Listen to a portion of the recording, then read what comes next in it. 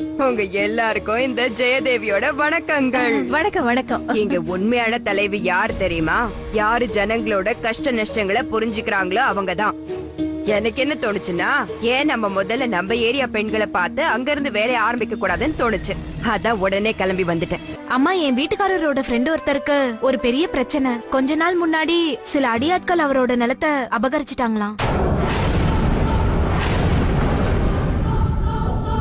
அப்புறம் போலீஸ் கூட எந்த உதவியும் செய்யலையா. நீங்க அந்த மாதிரி ஆளுங்களுக்கு என்ன மாதிரி தண்டனை கொடுப்பீங்க?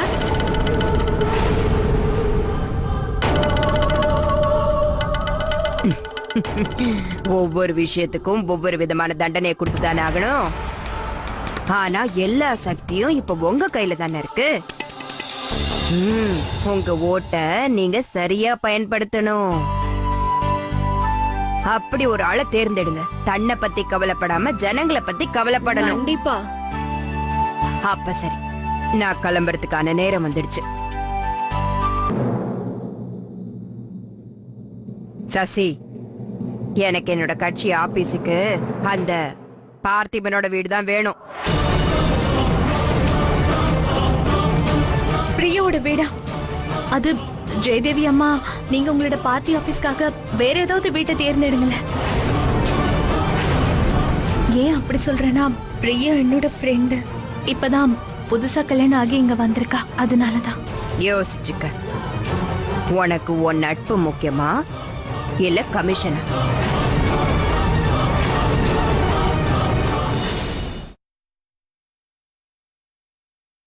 நிஜமாவே நீ என்னோட நல்ல ஃப்ரெண்டா இருந்தனா இந்த விஷயத்தை பத்தி நீ பேசிருக்க மாட்ட. என் வீட்டு மேல நான் என் உயிரையே வச்சிருக்கேன்னு உனக்கு தெரியாதா என்ன? அப்புறம் சசி, இந்த மாதிரி விஷயத்தை என்கிட்ட இன்னொரு முறை பேசாத. சசி,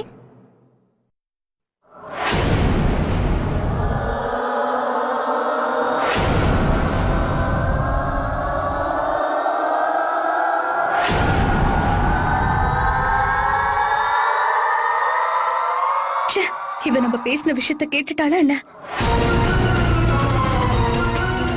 இப்ப ஒருவேளை அவன் கிட்ட பிரியோட வீட்டை எதுக்காக விக்கிறேன்னு கிட்ட நான் என்ன பதில் சொல்லுவேன்? இப்ப நான் என்ன பண்றது? நீ வசமா மாட்டிக்கிட்ட பீனா. நீங்க ரெண்டு பேரும் இப்போ எதை பத்தி பேசிட்டு இருக்கீங்க?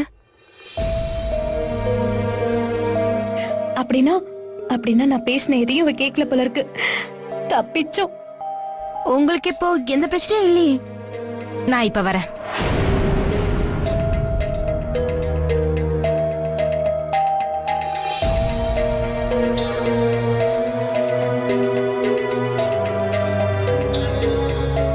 அது என்னன்னா, அவளோட குடும்ப கஷ்டங்கள் எல்லாத்தையும் என்கிட்ட சொல்லிட்டு இருந்தா. அதுவும் இல்லாம அவளுக்கு பழைய ஞாபகம் எல்லாம் வந்துருச்சு. அதுவும் இல்லாம அதெல்லாம் அவளை ரொம்ப கஷ்டப்படுத்திருச்சு. அதான் அவ திடீர்னு மூட் அவுட் ஆயிட்டா. வேற எதுவும் இல்ல. அப்புறம் எனக்கு என்ன தோணுதுன்னா, அதாவது வர்மா ஆண்டி என்னை இப்ப தேடிட்டு இருப்பாங்க. அதனால நான் போய் உங்களை பாத்துட்டு வரேன்.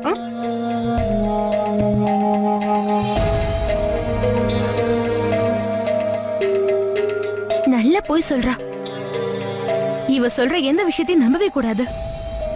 எனக்கு தெரியும், இவ அவங்க கிட்ட வேற ஏதோ தேவையில்லாம பேசிருக்கா. அதான் அவங்க டென்ஷன் ஆயிட்டு போயிருக்காங்க.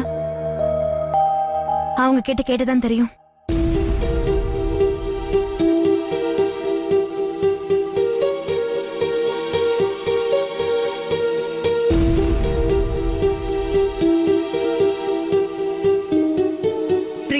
பிரியா, நான் சொல்றது கொஞ்சம் கேளு. சசி ப்ளீஸ், என்ன கொஞ்ச நேரம் தனியா விட. இது பாரு பிரியா, நான் நல்லா புரிஞ்சுக்கிறேன். அவனுக்கு இப்போ ரொம்ப கோவமா இருக்கும்னு. அதனாலதான் உன்னால நான் சொல்றது புரிஞ்சுக்க முடியல. ஆனா ஒரே தடவை இந்த விஷயங்களை நீ உன் புருஷன் கிட்ட சொல்லி பாரு. அவருக்கு இந்த ஆஃபர் கண்டிப்பா பிடிக்கும். நான் தான் சொல்லிட்டேன்ல, நான் என் வீட்டை விட்டு எங்கேயும் போக மாட்டேன்னு.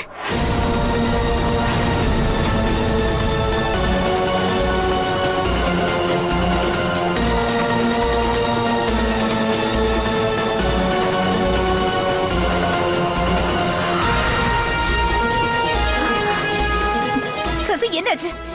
பிரியா எதுக்காக இப்படி சத்தம் போட்டுட்டு போறாங்க? அப்புறம் அவங்க எதுக்காக அந்த மாதிரி சொன்னாங்க? தான் வீட்டை எதுக்காக விட்டுட்டு போக முடியாதுன்னு? சசி, பிரியா எப்போ சிரிச்ச முகத்தோட தானே இருப்பா. அவ இந்த மாதிரி கத்தி சண்டை போட்டு நான் பார்த்ததே கிடையாது. கண்டிப்பா ஏதோ பெரிய பிரச்சனை இருக்கும் போல இருக்கு. அது அது வந்து என்னன்னா அது ஆ, அது வந்து என்னன்னா நான் அவகிட்ட சும்மா விளையாட்டுக்கு ஜோக் அடிச்சிட்டு இருந்தேன். நான் பேச்சு வாக்குல விளையாட்டு அவகிட்ட சொன்னேன், எப்படி மத்தவங்க எல்லாம் இந்த ஏரியாவை விட்டு போனாங்களோ அதே மாதிரி அடுத்து போறது நீயா கூட இருக்கலாம்னு சொன்னேன். அதுக்கு அவ ரொம்ப கோச்சுக்கிட்டா போல இருக்கு. நான் விளையாட்டா தான் சொன்னேன்.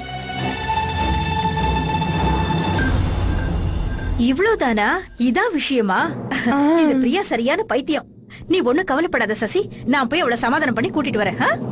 இல்ல ஆண்டி, அது என்னன்னா தப்பு தப்பு நான் தானே ஆண்டி பண்ணிருக்கேன். அப்போ நான் தானே போய் சமாதானப்படுத்தி கூட்டிட்டு வரணும். நீங்க எல்லாரும் ஒரு வேலை பண்ணுங்க, நீங்க எல்லாரும் நல்லா கீட்டி பாட்டி என்ஜாய் பண்ணுங்க, நான் போய் அவளை சமாதானப்படுத்தி கூட்டிட்டு வந்துடுறேன்.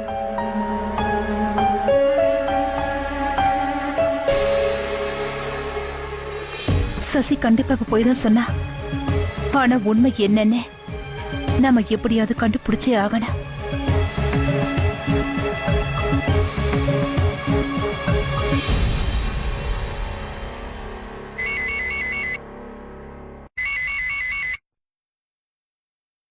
சொல்லு பாவனா. நான் இப்ப எதுக்கு போன் பண்ணேன்னா, நீ பேஷண்ட்ஸ்க்கு ட்ரீட்மெண்ட் கொடுத்து கடைசியில உன் ஒய்ஃப டின்னருக்கு கூட்டிட்டு போக மறந்துட போற. பாவனா, ஜானவி உங்க அம்மா வீட்ல இருக்கா, நான் ஹாஸ்பிட்டல்ல இருக்கேன். ஆக்சுவலா எமர்ஜென்சி கேஸ் ஒன்று வந்துருச்சு, அதான் அவளை அவங்க வீட்ல விட்டுட்டு நான் ஹாஸ்பிட்டலுக்கு வந்துட்டேன். அப்படின்னா அரியா, நீ இன்னும் லஞ்சே முடிக்கிற போல இருக்கே. நீ ஒன்றும் டென்ஷன் ஆகாத, அதை நான் மேனேஜ் பண்ணிக்கிறேன். Okay, by.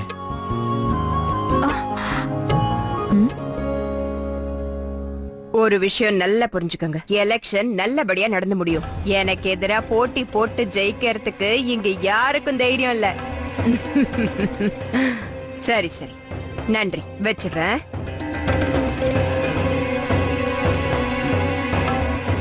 ஜெயதேவி அக்கா, சசி எனக்கு போன் பண்ணா. அந்த பிரியா தன்னுடைய வீட்டை விற்க மாட்டேன்னு சொல்லிட்டாங்களாம்.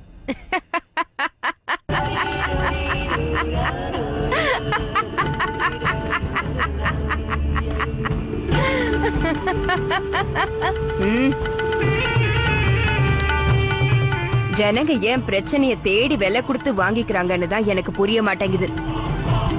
நாம என்ன செய்யணும்னு உனக்கு தெரியும்லடா.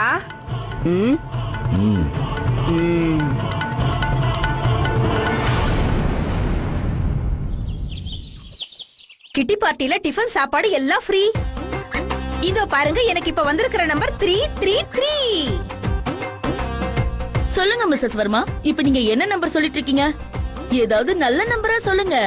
ஏன் உன் கார்டுல எந்த நம்பரும் மேட்ச் ஆகல, அதனால தானே.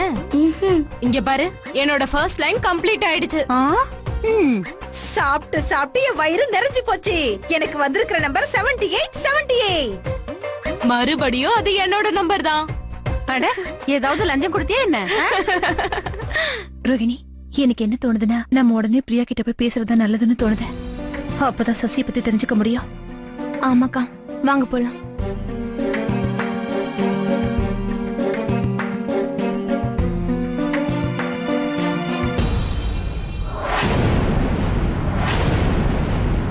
பார்த்து படியருங்க பாட்டிமா. மெதுவா.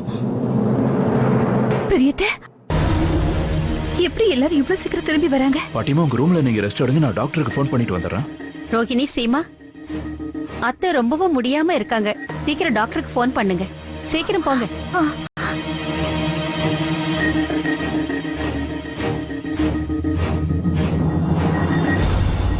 பார்த்து மெதுவா வாங்க.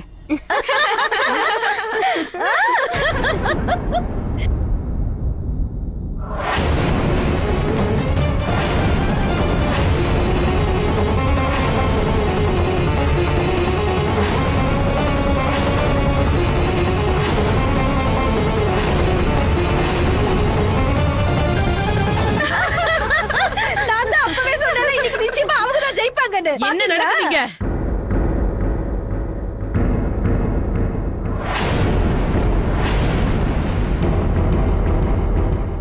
என்னது இதெல்லாம்?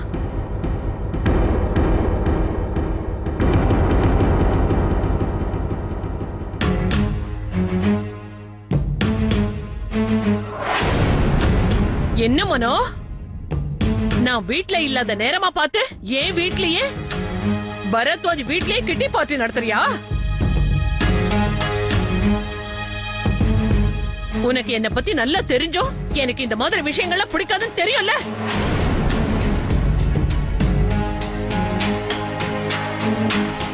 இந்த வீடுதான் இப்படி இருக்குன்னா நீ என்ன மாதிரி வேஷம் போட்டுக்கிட்டு இருக்க? கிளாமரா ட்ரெஸ் பண்ணிக்கிட்டு மாடர்னா டான்ஸ் ஆடலான்னு பாத்தியா?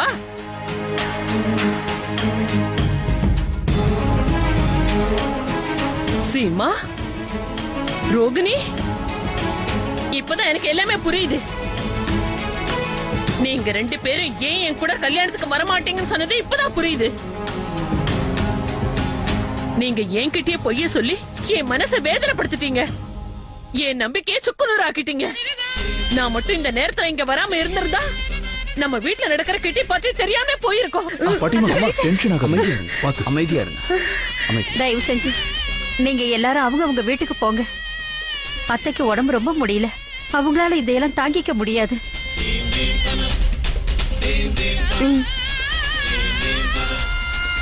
பெரிய பாட்டி, தயவு செஞ்சு எங்களை மன்னிச்சிருங்க. எங்களோட நோக்கம் உங்க மனசை கஷ்டப்படுத்துறது இல்ல. அப்பா சித்தார்த், இங்க பாரு ராஜேந்திரா, என்னைய ரூமுக்கு கூட்டிட்டு போங்க. வாங்கம்மா, முதல்ல டாக்டருக்கு ஃபோன் பண்ணி வர சொல்லு. வாங்கம்மா.